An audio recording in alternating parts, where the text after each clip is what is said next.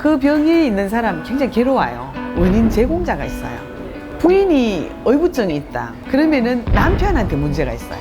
그 다음에 남편이 의처증이 있다. 그럼 이 부인한테 문제가 있는 거예요.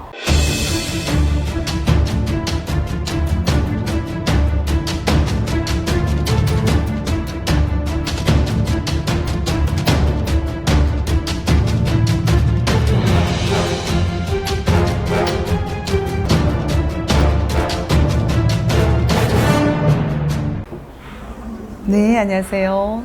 글문도사 세암여신당입니다. 선생님, 네, 의처증이랑 이제 요구증 네네네. 이런 게 좀 심한 사람들의 좀 특징이 있을까요? 당연히 참 특징이 있죠. 그 병이 있는 사람 굉장히 괴로워요. 근데 이제 그 병이 있기까지는 분명히 원인이 있습니다. 원인 제공자가 있어요. 몸에 있는 어떤 병이 아니고 정신적인 어떤 병인데, 다른 병과 틀리게 의처증과 의부증은 원인 제공자가 있어요. 만약에 부인이 의부증이 있다. 그러면은 남편한테 문제가 있어요. 그 다음에 남편이 의처증이 있다. 그럼 이 부인한테 문제가 있는 거예요. 살아가면서 어쩐지 의심이 되는 행동과 무엇인가 환경이 그 사람한테는 병이 되게끔 했는 것입니다. 그래서 이제 부인이 의부증이 있다. 이 남편이 그 부인이 의부증일 수밖에 없는 행동과 의심스러운 행동들과 부인한테 정성을 쏟지 못한 것 때문에 그 부인은 병이 된 거예요. 정신적인 굉장히 심각한 병입니다. 그래서 이제 우리가 각자 부부는 살아가면서, 제가 저번에도 얘기했듯이 부부는 콤파스와 같다 그러지 않았나요? 항상 중심축을 배우자한테 두셔야 돼요. 밖에 나가면 만나는 사람들이 굉장히 많습니다. 굉장히 많은데 만약에 남자를 이렇게 보자고요. 집에 부인이 있어요. 내 자식을 키우는 정말 보금자리가 있다 이 말입니다. 그럼 나는 바깥에 일을 항상 바쁘게 일을 보든지 뭐 어떤 일을 하든지 사업을 하든지 금전을 버는 일을 하시든지 뭐 아니면 출장을 가시든지 어떤 경우가 있어도 축이 집이 돼야 됩니다. 그런데 그렇지 못한 사람들이 있어요. 가정이 있고 부인이 있고 있는데도 밖에 나가버리면 여는 그만 잊어버리는 거예요.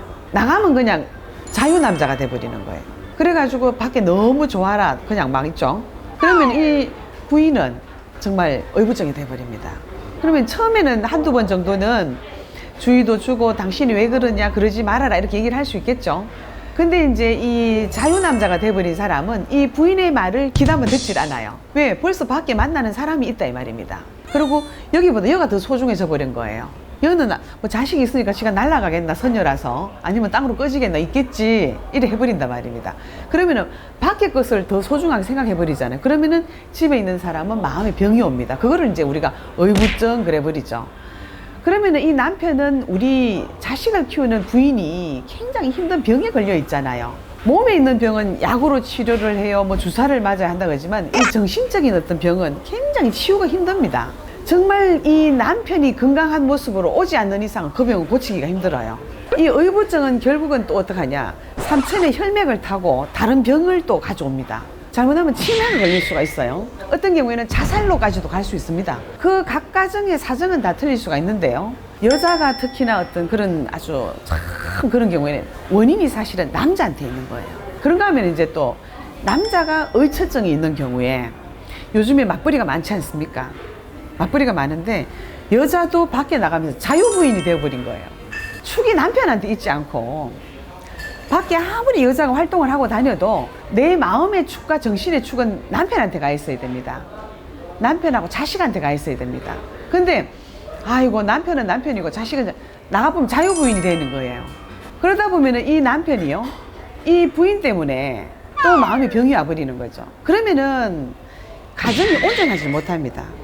그래서 이제 우리가 매스컴을 보면 남편이 여자를 찔러 죽였다, 뭐 살해를 했다 이런 경우 있죠. 여자가 힘으로는 대항을 못하고 극단적인 어떤 방법을 취해버리죠. 그래서 처음에는 작은 것이 되었는데 나중에는 엄청난 큰 사건으로까지 올 수 있는 것이 의처증이고 의부증입니다. 그래서 우리 이 부부 관계에 있어서는 가장 중요한 것이 뭐냐면 신뢰가 굉장히 중요합니다. 만약에 그런 책임을 지지 못하는 사람들 같으면 결혼을 안 하셔야 돼요. 애초에 안 했어요.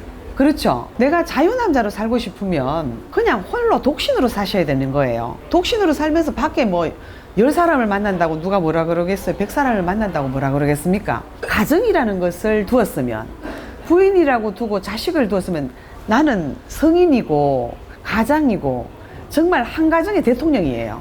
근데 가정을 두었는데 밖에 여자를 갖다가 이 가정은 퇴무시해버리면은 결국은 그 사람도 성공 못합니다.